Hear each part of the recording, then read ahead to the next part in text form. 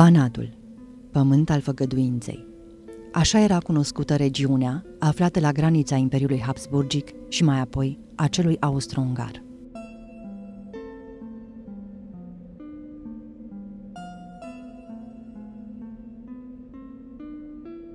Timp de 200 de ani, Banatul s-a metamorfozat până când a ajuns o expresie a multiculturalității. Aici, la 1900, trăiau peste 14 etnii.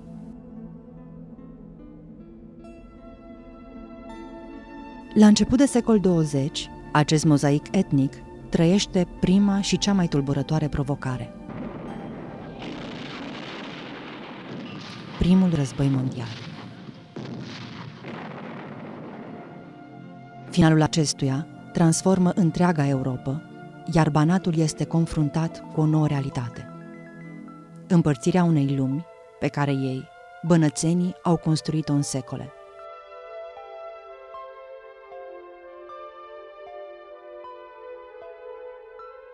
Dintr-o provincie de sine stătătoare, partea unui imperiu, Banatul este divizat, iar din 1919, bănățenii sunt separați de granițe.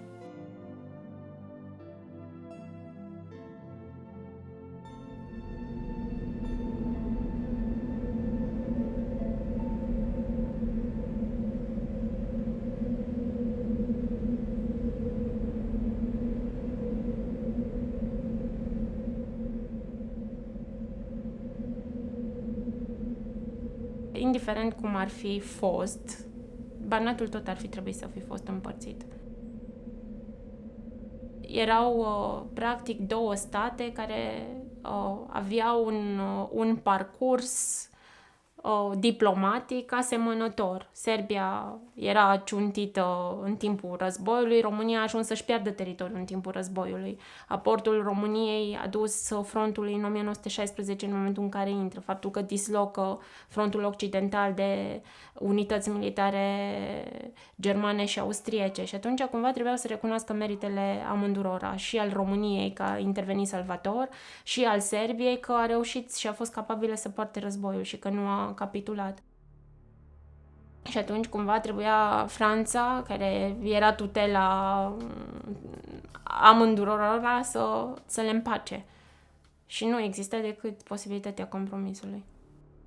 Un compromis care avea să transforme definitiv, în deceniile următoare, destinul celor care își duceau viața în această regiune. Banatul a fost important atât din punct de vedere economic, cât și din punct de vedere al identității bănățene. Un conglomerat de mai multe naționalități, de mai multe etnii, care au învățat să trăiască împreună și să trăiască într-un mod armonios.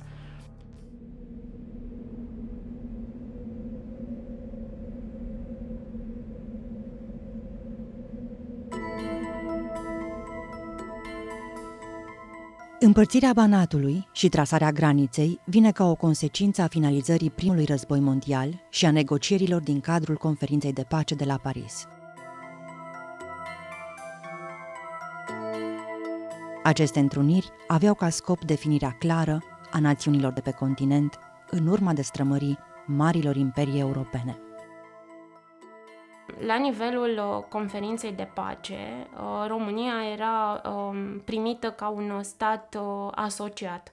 Avea dreptul la 2 delegați la ședințele comune ale conferinței, în timp ce Serbia era considerat un stat aliat și avea parte de 3 delegați. Deci avea parte de o susținere mult mai vizibilă. Sunt invitați la sfârșitul lunii ianuarie, atât Brătianu cât și delegația sârbă, la o dezbatere cu membrii Consiliului Suprem.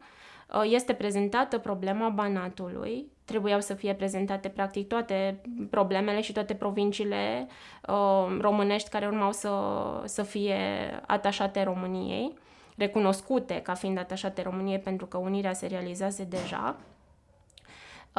Și problema Banatului ocupă locul central al discuțiilor.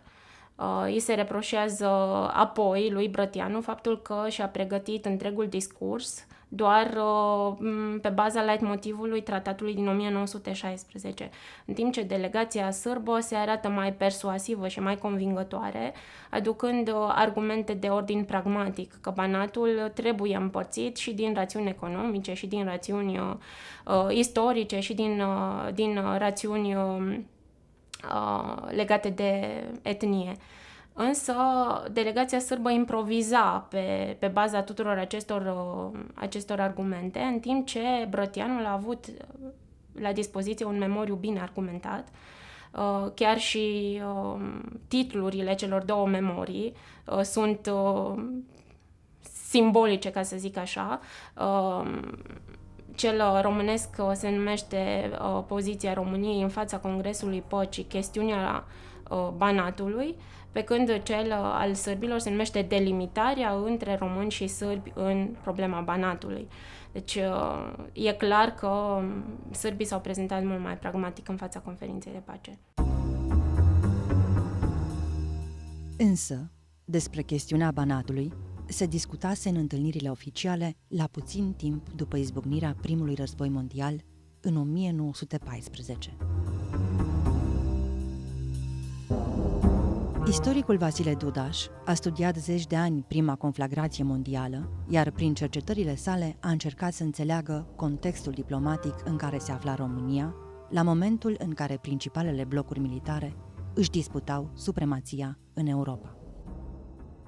Încep și presiuni atât din partea Triplei Alianțe, cât și din partea Triplei Înțelegeri legate de România și de atitudinea care urmea să o aibă.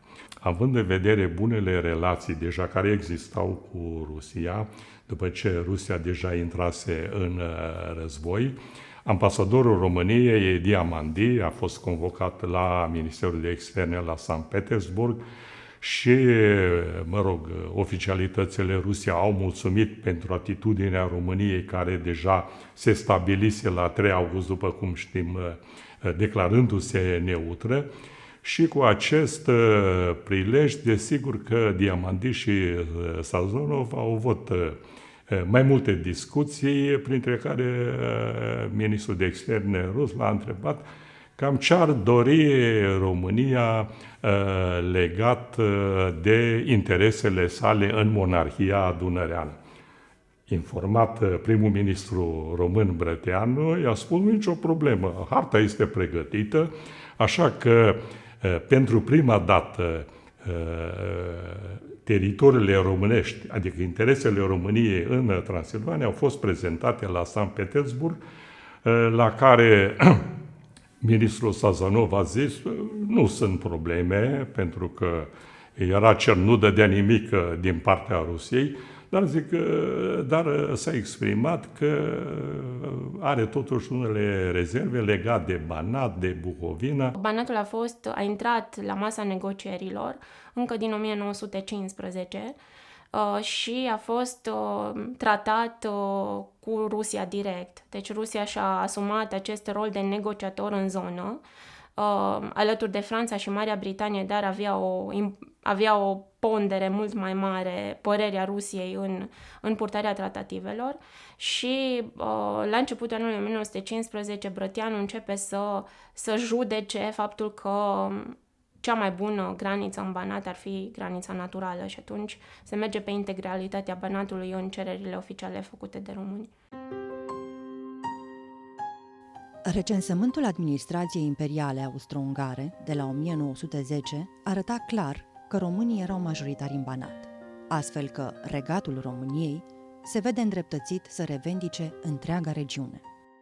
Practic se recunoaște unirea tuturor provinciilor locuite de români din Imperiul Austro-Ungar și ordinea trecută în acest document este Transilvania, Maramureșul, Crișana, Bucovina și Banatul.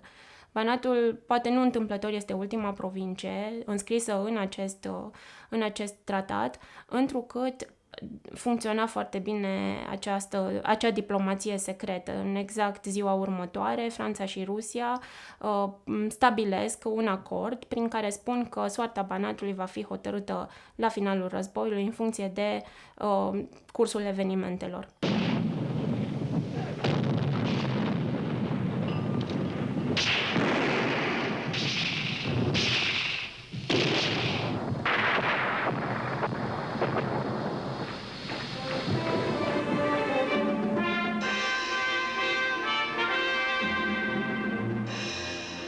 Faptul că România intră în război, cel puțin la nivelul intelectualității bănățene, atrage atenția asupra oportunității, faptului că românii pot să lupte pentru cauza lor. Sunt și dezertări, treceri în România, faptul că frontul atunci avea diverse probleme în Italia, în Galiția, intervenția armatei române în acel moment se dorea a fi salvatoare. Lucrurile se schimbă destul de repede, România ajunge în câteva luni să fie înfrântă și să se retragă foarte mult în Moldova. Și din nou intervin oscilații. Anul 1917 este un an al lasitudinii. Oamenii se lasă așteptați, așteaptă să vadă ce urmează să se întâmple. Până în 1918, când în Imperiul Austro-Ungar încep să apară semnele prăbușirii și atunci românii își asumă, mai mult transilvanenii, dar și bănățenii, își asumă acel rol mobilizator al îndeplinirii unui ideal național. Ionela Moscovici este doctor în istorie contemporană, s-a născut în Banat, însă astăzi locuiește la Cluj-Napoca. Și-a finalizat studiile de istorie la Paris și Strasburg, iar cercetările sale au avut ca temă centrală Banatul. Era vorba de populații române și sârbe în Banat.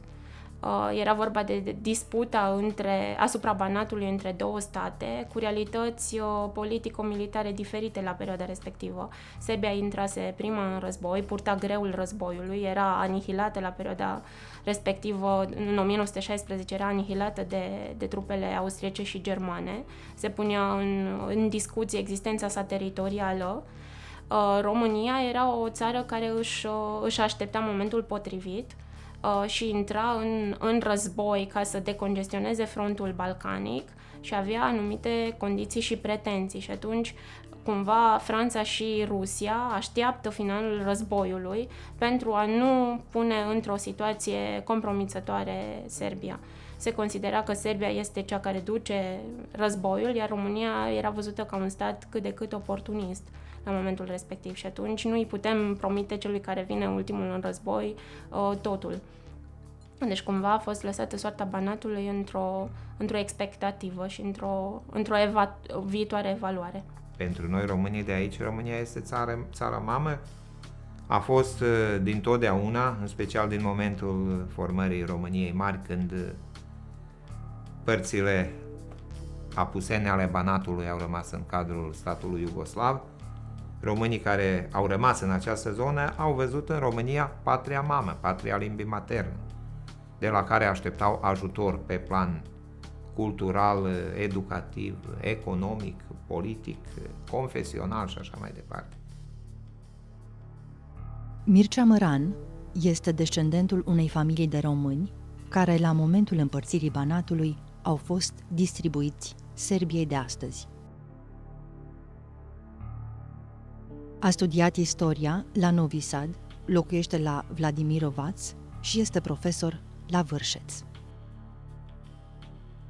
Practic, România și Serbia au intrat într-o perioadă de criză în ceea ce privește relațiile între cele două state, criză provocată de delimitarea în Banat, de împărțirea Banatului. Nu se știa unde vor fi granițele în cazul în care trebuie să se realizeze delimitarea. Însă fiecare parte aștepta, spera să primească întreg Banatul, pentru că României îi era promis prin înțelegerea cu Antanta din anul 16. Serbia a dovedit pe câmpul de luptă că merită Banatul și era clar că vor fi probleme. Au fost unele voci care au spus, păi România a încheiat pace cu puterile centrale, în tratat se specifica să nu facă acest pas, dar până la urmă, nu, diplomația românească a reușit nu să obțină acest statut de cobeligerant la război și deja la început de ianuarie, Brăteanu, în fruntea delegației române, adică o parte din membrii delegației române se deplasează cu trenul spre Paris. Trenul trecea prin Belgrad, capitala Serbiei. Și aici Brăteanu a considerat că este bine să aibă o discuție cu autoritățile sârbe, deci cel care gira tronul era regentul Alexandru, pentru că bătrânul Petru tatăl său era bolnav. Deci l-a primit foarte bine Alexandru și Brăteanu i-a spus faptul că noi am solicitat tot Banatul nu trebuie să fie un act inamical din partea României. Noi dorim o graniță naturală, să fie între țările noastre. De-a lungul istoriei am colaborat foarte bine, la care regentul i-a spus, da, dar știți că totuși am unele informații că la Paris Tache Ionescu a avut unele discuții cu primul ministru Pașic. Cum ce se întâmplase? Are loc o întâlnire între Tache Ionescu și prim-ministrul sârb, unde se pune la cale împărțirea Banatului. E ceea ce Brăteanu va spune despre Tache Ionescu, că a compromis în mod definitiv problema Banatului prin această înțelegere, fie ea verbală, dar a existat această idee a împărțirii Banatului pe care unii români o susțineau. S-a făcut o intensă propagandă din partea noastră, din partea sârbă și s-a ajuns deci la memorii peste memorii, proteste și de o parte și de cealaltă. Orice granție era stabilită, era contestată și de o parte sau de cealaltă și desigur că marele putere în fața acestei situații, la 21 iunie au luat hotărârea divizării. Deci în 21 iunie 1919, atunci s-a hotărât și peste puțin timp s-a luat hotărârea și graniței cu Ungaria. Deci din acel moment zarurile au fost aruncate.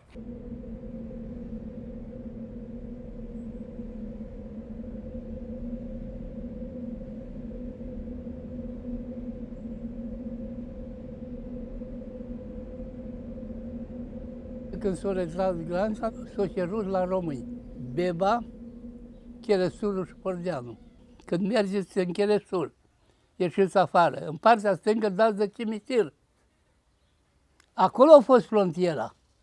Și la urmă ei, cheresurenii, au făcut cerere și au venit de partea noastră. Nu au vrut cu sârbii să fie. Toate n-au fost născuți, dar toate le știu la ei bătrâni.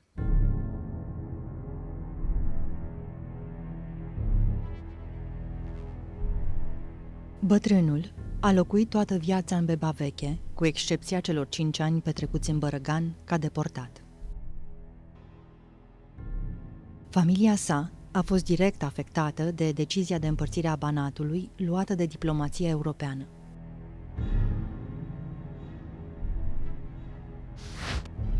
Expertiza din teren a geografului francez Emmanuel de Marton aduce un element nou pentru acea vreme: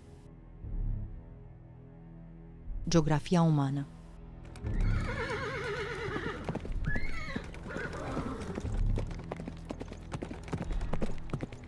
Încă din 1916 a existat în Franța, în Paris mai exact, un comitet de studii, așa s-a numit, comitet d'études.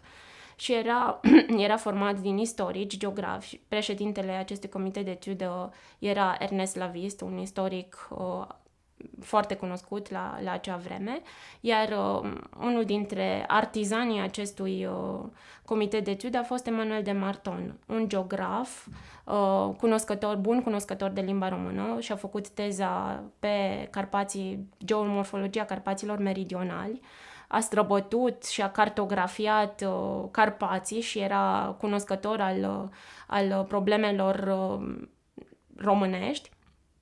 Și este cel care a cooptat în jurul lui geografi sârbi și a apelat și la cunoștințele pe care și le făcuse în România din mediul academic. Și era considerată persoana cea mai imparțială în tratarea frontierelor Banatului. Este cel care va realiza o hartă a Banatului și care va aduce un element nou pentru acea vreme, geografia umană. Geografia umană îi favoriza pe români, însă, concret, pe hârtie, frontiera a fost trasată de 8 specialiști, reprezentanți ai marilor puteri care au câștigat primul război mondial: Franța, Marea Britanie, Statele Unite și Italia. Această trasare a frontierelor rămâne în suspans. În perioada februarie-aprilie sunt cele mai intense discuții. Au loc 17 întâlniri în cadrul acestei comisii special create pentru chestiunea Banatului, din care făceau parte 8 experți, 2 pentru fiecare mare putere. Franța avea 2 reprezentanți, America avea 2 reprezentanți, Italia și Marea Britanie. Reprezentanții Franței sunt cei care reușesc să fie cei mai atașați chestiunii românești, însă atunci când se realizează împărțirea Banatului s-a folosit modelul britanic. Concepțiile erau diferite. Francezii se bazau foarte mult pe realizarea unei legături între populație și teritoriu. Era mult mai important ca fiecare naționalitate să rămână să-și locuiască teritoriul unde și-a stabilit toate relațiile de a funcționa. Americanii veneau cu argumente economice. Era mult mai important să se păstreze centrele economice într-o zonă de păstrare a relațiilor și de existență neîntreruptă. Iar britanicii cumva încearcă să împace acest model și în momentul în care vin cu propunerile, experții britanici sunt cei care susțin foarte mult ca Timișoara, deși era considerat un oraș german, înconjurat de sate românești, să rămână într-o zonă care să-i permită funcționarea în România, și pentru zona Vârșețului la fel se pune problema, deși este un oraș considerat german, localitățile din jur erau majoritatea românești și atunci se dorea să fie al României. Franța atrage atenția asupra căilor de comunicație din Banat și se dorește să fie evitate trasările de frontieră care să întrerupă circulația feroviară. Și atunci se merge cu o frontieră paralelă cu calea ferată care lega Baziașul de Timișoara. Și atunci partea estică rămâne României, partea vestică urmează să fie cedată Serbiei. Aceste delimitări de frontieră, chiar francezii le-au recunoscut, au spus că practic au făcut hașuri pe aceeași hartă și la un moment dat nici ei nu mai știau care din localități ar trebui să revină României și care ar trebui să revină Serbiei. Și practic fiecare ședință se încheia cu o trasare de frontieră și au fost 17 la număr.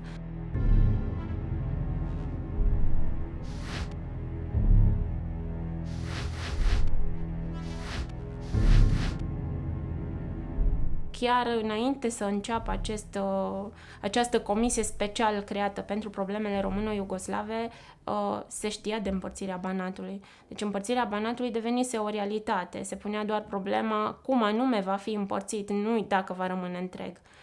Și ceea ce mărturisește și Brătianu în momentul în care pleacă la conferința păcii, povestea lui Duca, un apropiat al său, că merge la Paris să se bată pentru un Banat întreg, deși e conștient că nu-l va primi întreg. Deci probabil că se încetățenise ideea că e mult mai ușor să se realizeze o graniță artificială în Banat care să-i separe pe sârbi de români. În vara lui 1919, granița devenise o realitate care nu-i bucura pe bănățeni, Însă cei care se aflau de o parte și de cealaltă a frontierei erau nevoiți să învețe cum să trăiască cu ea. După acest moment, marea majoritate a intelectualilor români de aici, din zonă, au părăsit posturile de muncă și s-au stabilit în România. Din 105 de învățători care funcționau în școlile românești din satele care azi aparțin Banatului Sârbesc, chiar 76 au părăsit postul de muncă și au trecut în România.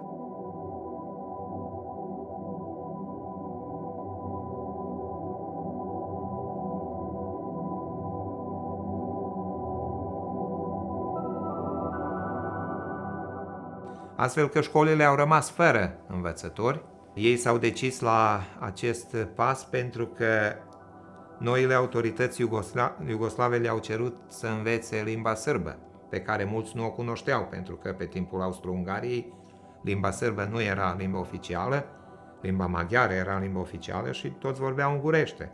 Pe lângă limba maternă română, vorbeau maghiară, astfel că a venit acum un moment nou când trebuia să învețe limba sârbă și mulți nu au fost pregătiți ca să învețe limba sârbă și atunci au părăsit posturile și au părăsit țara, au trecut în România. Astfel că în multe școli se simțea lipsa de învățători și atunci chiar și unii învățători care nu cunoșteau limba română au fost angajați în clasele cu limba de predare română. Unii mai vorbeau așa, sau că erau din căsătorii mixte și cunoșteau limba română sau graiul bănățean sau așa o limbă mai stricată, dar oricum țineau cursuri în limba română.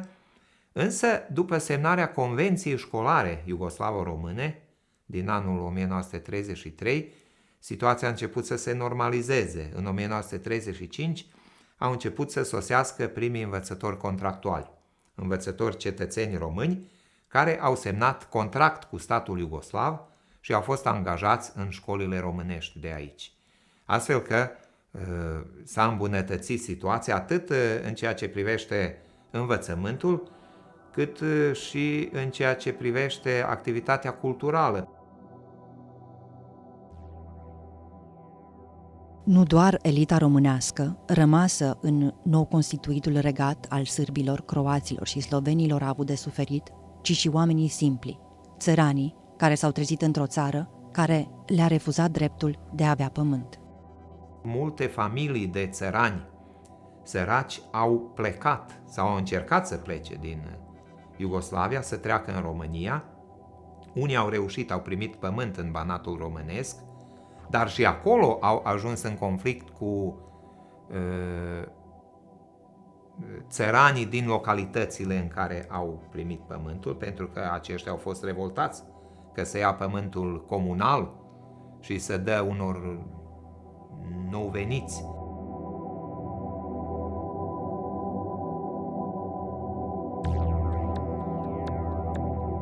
Lipsa pământului, care să le asigure traiul, era cea mai mare problemă a românilor rămași în Serbia.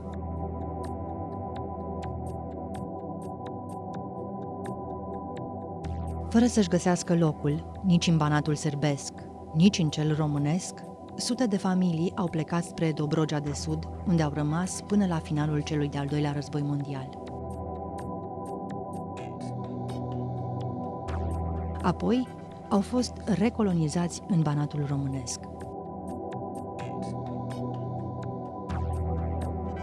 Aici, după trasarea graniței, bănățenii au continuat să-și lucreze pământul, așa cum erau obișnuiți de secole. Străbunicul nostru a avut 100 de hectare de pământ. Dar nu a fost nicio problemă la chestia asta. Chiar dacă tata s-a dus în Ungaria, la holda lui să vadă cum e. S-a dus, a trecut pe la graniță, cu biletul și cu... Nu a fost nicio dificultate. Și au stabilit-o, cine a stabilit-o? În Ungaria, dau prima în Ungaria, am avut, o vin frontiera aici. Și 2 hectare de pământ la unguri. Și așa. Tata, știind ungurește bine și și-a vorbit cu proprietarul după ani de zile. Și ce? Eu cumpăr de la cine pământul tău aici la mine și eu să-l vând a meu la tine. Și atunci s-au dus la primărie, nu la mare filozofie, la cherestur. Subsemnatul cu tare și cu tare vinde lucru tare, ungur, așa e. Bun, plată, chestii așa. După aia vine la români.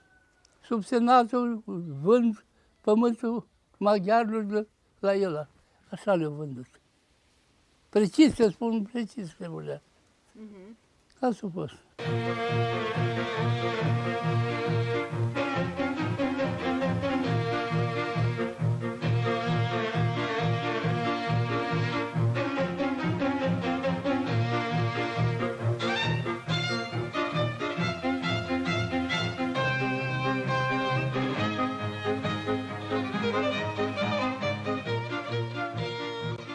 Mergeau atunci, zicem, în Ungaria. Bun, Ungaria ți-ai dus până la Pichet. Ți-ai dus și până Serbia. Ai mers acolo, ai semănat, te-ai dus, ai recoltat și ai adus acasă. Până la Pichetul de grăniceri. Atât sârbesc, unguresc și românesc. Până la stabilirea definitivă a graniței dintre România și Serbia, în Banatul delimitat la 1919 au existat multe situații confuze. Au fost situații în privința localităților Gaiul Mic și Gaiul Mare. Este și acest schimb de localități. Gaiul Mic rămâne României, Gaiul Mare va rămâne Serbiei și prin Gaiul Mare la un moment dat trecea frontiera prin mijlocul satului, iar preoții trebuiau să obțină aprobarea să meargă să realizeze ritualul de înmormântare, să obțină aprobarea autorităților sârbe și să poată să treacă în partea cealaltă. Deci cimitirul rămăsese în Serbia și o parte a localității. Și atunci, sigur că probabil când s-au făcut aceste schimburi de localități în 1923 s-a încercat corectarea acestor anomalii. Dar rămân importante comunități în afara graniței, trasate arbitrar, cum am spus. Sunt familii care practic locuiau sau aveau rude în două sate și urmau să fie separați de o graniță. Bunica mea a fost foarte bogată în Segedin. A avut 12 vaci, a avut 24 juguri de pământ, 3 cai și a rămas aici. Până la 19 e tot, cum să spun, nu e hotar, a putut să merge la mama sa când a vrut. Dar după 22, numai cu carte de frontieră, cu asta. La cei peste 90 de ani, bătrâna de etnie maghiară păstrează încă vie amintirea mamei sale, care se uita cu tristețe în zare spre Szeged, spre Ungaria. Acolo îi rămăsese parte din familie. Întregul era divizat, însă în ciuda acestei realități, bănățenii și-au văzut de viață. Ei au trăit aici în prietenie. Nu știu cum a fost sau ce a fost sau cum. Pe undeva, cred că, cum se spune aici, zona asta de 15 km, zona 0. Deci, parcă nu aparține de nimeni, nici de sârbi, nici de unguri, nici de români. Nu știu, aici nu a fost niciodată probleme. Colțul vesel. Au vrut la români și au fost bine pusă la punct. Au mers, au fost străzi, ape, chestii de toate. Ori vin comuniștii și au făcut praful.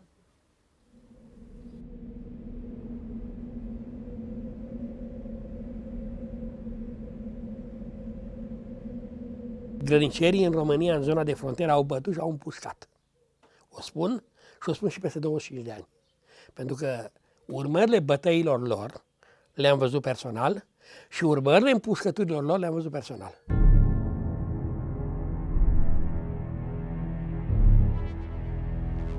În actele oficiale din perioada comunistă, în dreptul numelui lui Radu Tolcea era scris frate de trădător de țară. Asta pentru că în 1968, fratele său cel mare reușește să fugă ilegal din țară.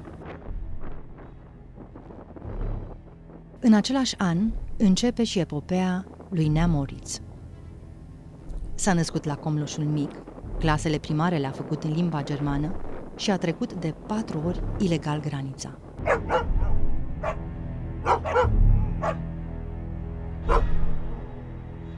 În 68 am trecut granița, am fost minor, nici 18 ani n-am avut. Nici 18 ani, am trecut dincolo și m-au dat sârbii înapoi. M-au dat înapoi pe la Tamara Moravița. De acolo m-au dat înapoi, m-au dat în primire la ăștia și ăștia m-au luat cu primire bună. V-au bătut? Vai de mine, ce? Cum din Comloșul Mic, când noi aveam încredere în tine și ne bătea până le ajungea la fiecare rândul. Așa ne spunea nouă, trădător de țară. Și da, atunci ne-au dus, după ce eram bine bătut și cum am scris cum au vrut ei, că trebuia să scriem cum vrem noi, cum vrea ei, ne-a dus la Timișoara. Acolo nu mai eram așa, acolo ne... Mă, recunoști? Păi nu recunosc, că m-a bătut, trebuia să spun cum vrea ei. Și ce vă puneau să spuneți? Păi că ești contra statului, că nu-ți convine regimul, că multe din astea de ale lor. Și eu nici nu știam de contra statul, că eram copil. Eram copil, ce e contra statul, ce e aia?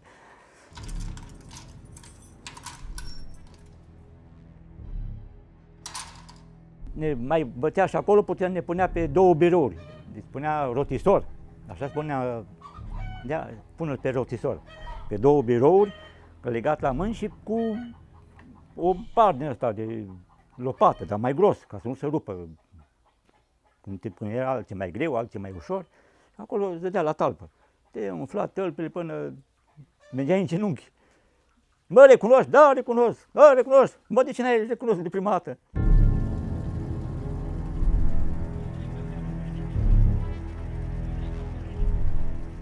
Am fost condamnat 7 ani și după ce am fost condamnat definitiv, ne-a dus, deci ăsta era un tranzit, în Jilava.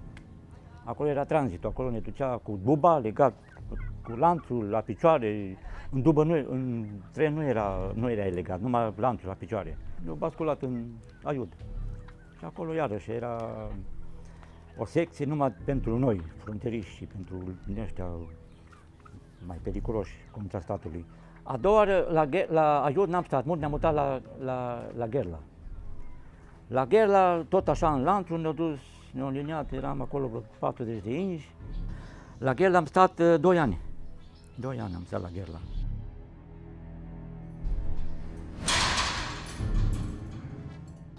Mata a 3-a oară. Mai cu unul am plecat, mai cu unul din Jimbolea. Ne-am dus seara, batalionul din Jimbolea a fost pichetul din Comloșul Mic și din Lunga. Ne-au înconjurat. Bă, ieșiți afară și cu hecuște, ba, ieșiți afară că nu vă faceți ce, să ieșim afară din porumb, că era porumbul mare, noi auzeam tot. Și de lângă porumb, numai militari cu câini. Ce, s-au întunecat și atunci zis ăsta că era mai bătrân ca mine, zis, mă, aici nu e nicio șansă să mai mergem înapoi, că ne împușcă, numai înainte, mergem înainte. El a trecut și a strigat după noi, bă, Moritz, veniți, hai, mai aveți un pic. Dar noi, în loc să mergem, să intrăm în frontieră, am mers mai paralel cu frontiera.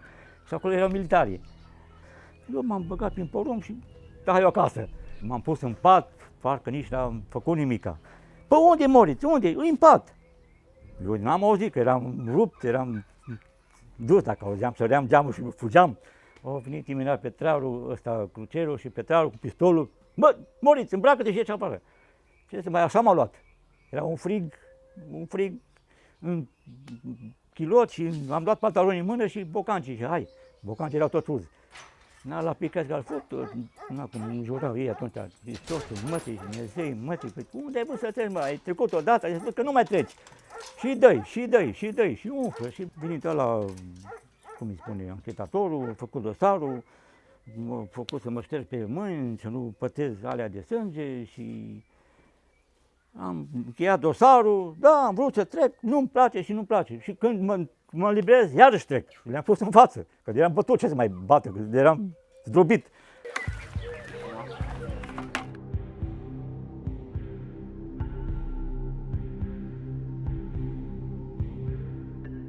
Din 77 am stat cu minte, până în 86 am stat cu minte, n-am mai avut treabă cu graniță, nimic, ăștia au avut o încredere în mine. Vorbesc cu ăsta, cu vărul meu, el e dincolo.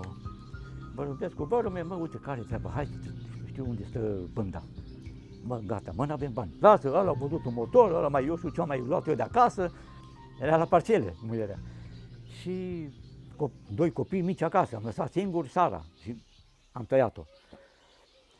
Am reușit, de-am ajuns până în Zagreb cu ăsta, cu Hunting. Am luat-o încet până la autostradă. La autostradă, acolo, la o benzinărie, mergem, luăm mâncare, unul ștergea acolo geamuri și da, pot să vă ajut cu ceva.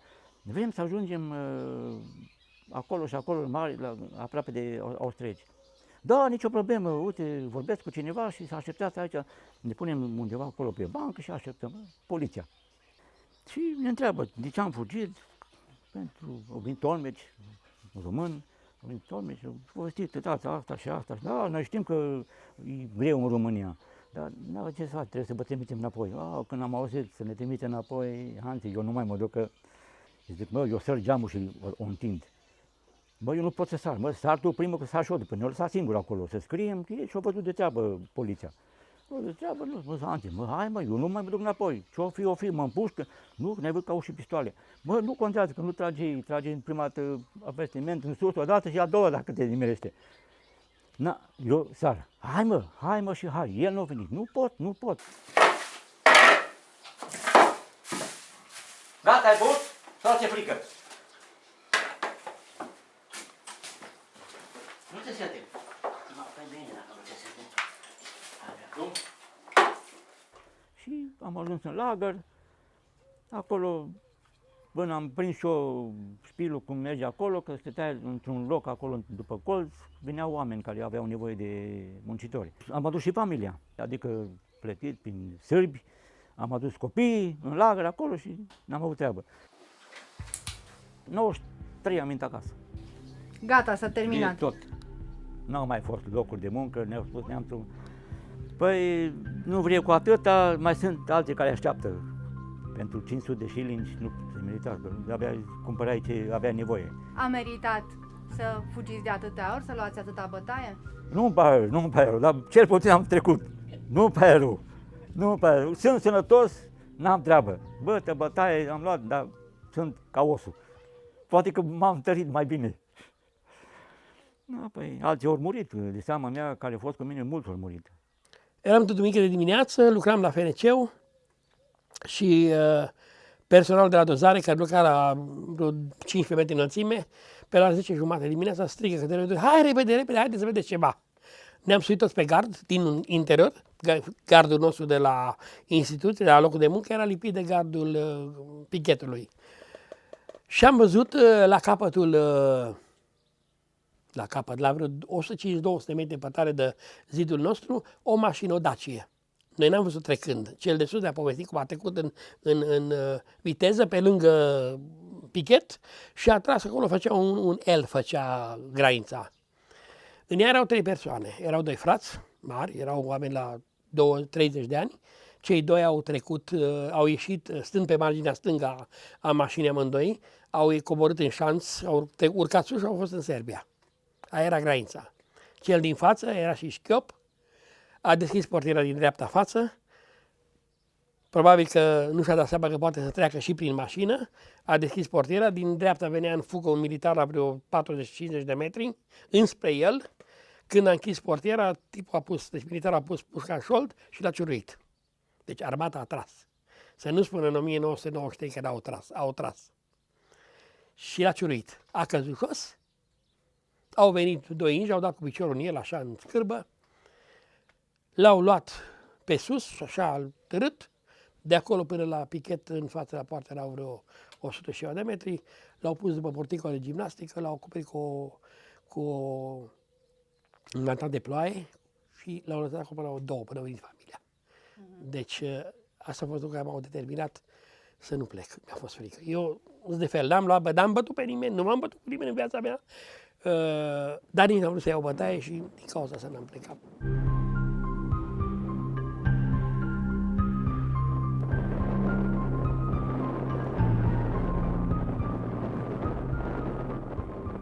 N-am văzut personal, dar au fost persoane care au văzut. Dar lucrând la CAP-uri, iarna vegetația se usca. Vara era plin de au și apă în canale și era plin de trestie și atunci iarna se uscă trestea, nu? Și în primăvară găseau cadavre pe canal. Aici unul, dincolo de căprioară, probabil cum trăgeau, nu erau și animale. Dincolo, nu mai sus, iar altele în putrefactă, că nu mai existau nici ei de ei. În vâltoarea aia căutării, au deschis foc la nivel de sol, au tras, au murit. Unde? Îl găsim noi. Da. Da, păi asta a fost toată povestea.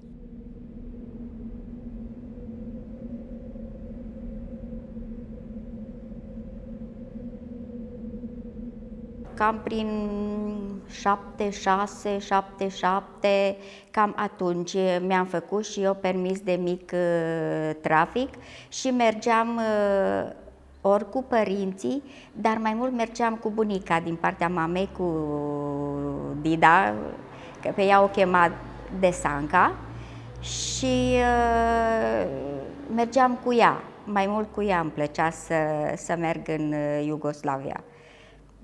Și cumpăram ce ne trebuia pentru casă.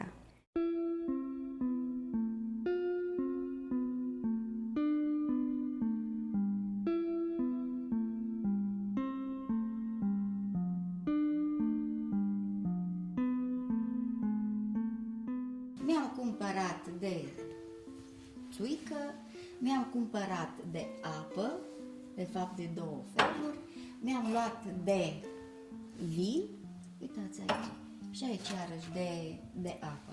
Astea sunt toate din Iugoslavia, plus acestea care le vedeți, erau așa ca stil Libelour sau cum vreți dumneavoastră să le luați. Mi-au plăcut foarte mult. Iar aici, ceea ce mi-a plăcut la sârbi și am rămas puțin surprinsă, să-ți pui parfum și să te parfumezi. Elena Țihoi, doamna Norica, așa cum o știu toți în Comlășul Mare, este o fostă educatoare din sat. În timpul liceului pedagogic, părinții ei aduceau pentru toate colegele din camera de internat dulciuri cumpărate din Serbia. Mai târziu, dulciurile au fost înlocuite cu materialele pentru rochile de sărbătoare. Puneau cam 2500 de fire de roșii, plus celelalte legume, dar în special roșii, că exportau și la gară, că atunci se făceau export și la gară, dar duceau foarte mult în Iugoslavia și țin minte că și-au luat prima ladă frigorifică cu roșii. Cum au dus roșii, au cumpărat prima ladă frigorifică, ceea ce la noi nu era. Era o sumă destul de măricică în Iugoslavia, nu puteai să o iei la primul drum. Și făceau mai multe drumuri și s-au împrietenit cu vânzătorii. Și depuneau la vânzător o sumă se mai duceau săptămâna viitoare sau poate de 2 ori pe săptămână, cum se coceau și roșiile, cum își puteau și ei permite, și mai puneau altă sumă până au achitat lada. Și atunci respectivul ne-a trimis-o și ne-am dus la Jimbolia și am ridicat-o. Deci se putea. Se putea, da, da. Nu numai ladă, păi am adus și frigidere și biciclete, covoare nu mai spun. Deci tot ce a aparținut de casă, noi ne-am aprovizionat de la sârbi. În special în anii 70 se mergea în România cu micul trafic, cu vegheta, cu cafea, cu blugi. se cumpărau diferite produse din România, deci și pe timpul regimului Ceaușescu exista o relație între Iugoslavia de atunci și România, oamenii călătoreau, am fost și eu încă de copil de foarte multe ori în România, aveam rude la Timișoara, aveam prieteni, mama și tata aveau în Timișoara și în alte localități din zonă, așa că am mers, însă nu aveam o părere prea bună despre România, pentru că situația era cum era. Sinceră să fiu, eram puțin dezamăgită sufletește, pentru că România noastră era foarte mult în urmă față de Iugoslavia, pe acele vremuri. Țin minte că mergeam în Chichinda și intram într-un local sau într-o cofetărie. Am rămas cu gura căscată, ceea ce la noi nu erau. Erau birturile. Sau dacă era o cofetărie modestă pe vremea aceea. În schimb, în Iugoslavia, cum am trecut granița chiar din Nacovo, primul sat, s-a văzut deosebirea. La 13 ianuarie 1970 este semnat un acord bilateral între Republica Socialistă România și Republica Socialistă Federativă Iugoslavia. Acesta prevedea că pe fâșia de teritoriu care se întinde pe o adâncime de 15 km, de o parte și de alta a frontierei româno-iugoslave, este permis micul trafic. Chiar dacă prin lege fiecare posesor de permis avea voie doar la 4 treceri de frontieră pe an, prea puțini au fost cei care au ținut cont de acest lucru. Ca să fie mai convenabil pentru părinții mei, mama mea știa să coase la mașină și făcea schimburi de pat, lejerie de pat. Apoi făceau un fel de Kleiderschurz, deci ceva peste rochie ca să nu te murdărești când faci mâncare. Apoi ce se mai vindea, știu, acum e de râs, râdem, dar a fost adevărul crunt. Chiloți, ciorapi, pijamale, ba mai confecționa mama pijamale, dar nu prea știa pijamale, făcea cămăși de noapte pentru femei. Deci cumpăram material și le croia și le cosea și le duceam dincolo. Da. Și așa am reușit să ne cumpărăm cam tot ce ne-am dorit.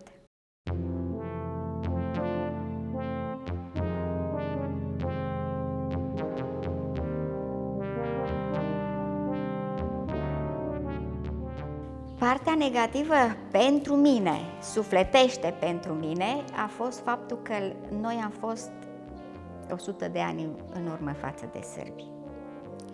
La noi nu găseai nimic. Stăteai ori întregi pentru o portocală care o primeai verde. Stăteai la coz pentru o bucată de pâine. Nu vă mai spun pentru ce. Pentru tacâmuri de pui.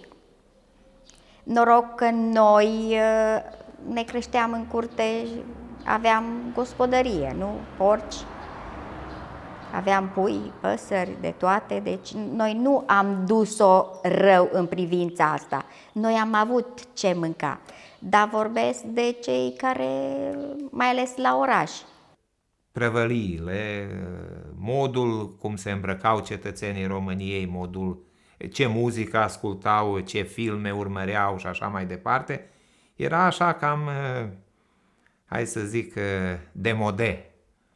Pe când noi în Iugoslavia aveam posibilitatea și să ascultăm muzică din Occident, din America, din Marea Britanie, filmele cele mai noi, ne îmbrăcam după moda occidentală, deci cu blugi din aia, Lee Cooper și Levi's și așa mai departe, Adidas din cei mai moderni, pe când în România nu. Și atunci aveam o impresie cam așa, neplăcută în ceea ce privește starea din România.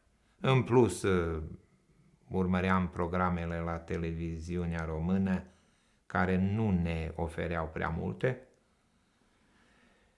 Și din cauza asta, însă și ceea ce puteam să cumpărăm în prăvălie era, cu toate că era foarte ieftin pentru standardul iugoslav de atunci, mă refer la anii 70 și 80, prețurile erau foarte mici în România, deci era o disproporție între valute, între leul românesc și dinarul iugoslav, așa că se putea cumpăra foarte, foarte mult pe o anumită sumă de dinari. Dar iugoslavii reproșau faptul că nu era calitate în aceste produse. La început se mai cumpărau, de exemplu, produse alimentare, salamuri, brânzeturi, pe când cu timpul, începând cu anii 80, nu se mai puteau găsi în prăvăliile din Timișoara aceste produse. România n-a fost atunci cum a fost Iugoslavia. Deci, făcând o comparație, de exemplu, să vă spun, eu am fost, fiind căsătorită cu un impegat, am făcut turul României. Și o comparație vă fac.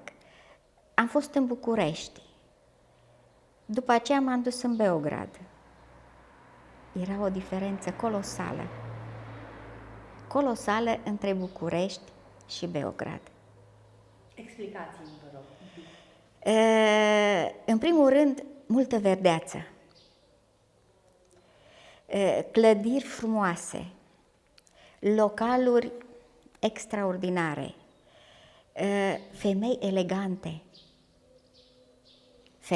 elegante, care pe mine, ca și tânără, m-a frapat chestia asta. Deci am văzut femei îngrijite, care la noi nu erau. Nici măcar în București. Nu erau ăsta. În schimb, în Beograd era ceva.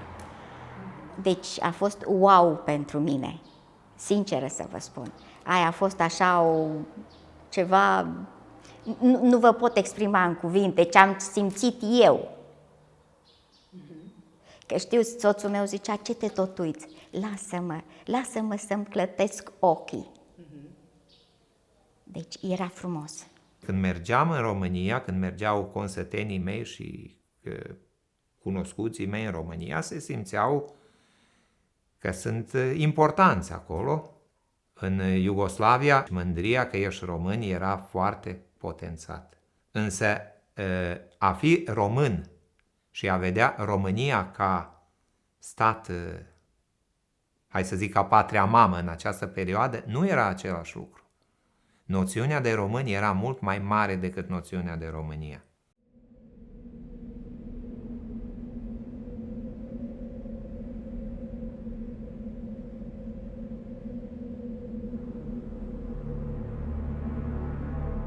O 100 de ani de la momentul la care a fost trasată granița ce a împărțit Banatul. Un secol de întâmplări ce au marcat profund viața celor care se aflau de o parte și de cealaltă a graniței. O graniță ale cărei limitări au fost depășite de bănățeni. Bănățeni care au învățat că sfârșitul e promisiunea unui nou început. Poate că dacă Brătianu ar fi fost mai puțin intransigent, pentru că și Andrei Tardieu, care era președintele Comisiei Teritoriale, în repetate rânduri a spus, domnule Brătianu, arată matale. Deci care ar fi granița, cum o vezi matale, granița cea mai potrivită, care Brătianu, bineînțeles că a refuzat categoric și a spus cu cât va fi tras mai la est, deci spre România, cu atât istoria îi va da dreptate. Deci era vorba că el trebuia să se bată pentru fiecare localitate, pentru că la un moment dat acest Andrei Tardieu i-a spus, păi zice, acum mai fă și matale un memoriu, poate o mai rezolvăm. Și eu înclin să cred că dacă Brătianu era mai maleabil, Vârșețul și satele românești din jurul Vârșețului poate că ar fi astăzi integrate în hotarele României. Cred că au fost anumite resentimente la nivelul intelectualității care continuă să facă reproșuri pentru Banatul Ciuntit, dar la nivelul comunităților mici oamenii învață să conviețuiască și cu aceste frontiere. Mai ales că era o perioadă în care minoritățile aveau un statut recunoscut în România. România avea la acel moment una dintre cele mai liberale Constituții și drepturile minorităților erau recunoscute și atunci cred că nu au fost atât de vizibile problemele care poate acum nouă ni se par importante. A fi român nu subînțelege neapărat să trăiești în România. A fi român înseamnă a-ți cunoaște istoria, a ști cine a fost Mihai Viteazul, Ștefan cel Mare, a avea o conștiință istorică dezvoltată, a avea o conștiință folcloric-muzicală dezvoltată. Românii de aici sunt foarte mândri de portul lor național și în ziua de azi. Deci consideră că e cel mai frumos din lume. Sunt cazuri în care emigranții noștri din America umblau în cojoacele românești prin Los Angeles, New York și așa mai departe. Deci pentru a-și dovedi mândria lor că sunt români. Dar aceasta, repet, nu neapărat înseamnă că au o legătură directă cu România. Deci noțiunea de român este mai mare decât noțiunea de România.